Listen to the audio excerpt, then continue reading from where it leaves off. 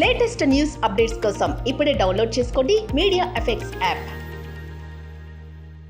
Janasena party అధినేత పవన్ కళ్యాణ్ మరోసారి హిందూ ధర్మం గురించి మాట్లాడుతుండగా వైసీపీ ప్రభుత్వంపై తీవ్ర విమర్శలు చేశారు.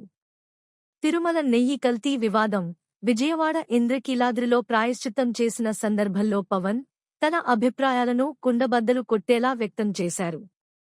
తిరుమల తిరుపతి దేవస్థానం టీటీడీ లో నెయ్యి నాణ్యతపై వచ్చిన వివాదం నేపథ్యంలో జనసేన అధినేత పవన్ కళ్యాణ్ స్పందిస్తూ వైసీపీ అధ్యక్షుడు జగన్ను తాను నిందించడం లేదని, కానీ తప్పు జరిగితే అంగీకరించాలని చెప్పారు.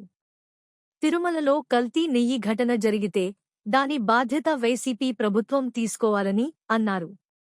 విజయవాడ ఇంద్రకీలాద్రిలో పవన్ ప్రాయశ్చిత్తం చేపట్టారు.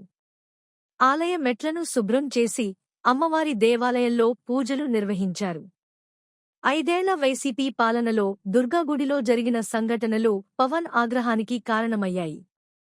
వైసీపీ నేతలు అప్పట్లో దుర్గగుడిలో వెండి సింహాలు మాయమైనప్పుడు అనుచిత వ్యాఖ్యలు చేశారు అని పవన్ గుర్తు చేశారు.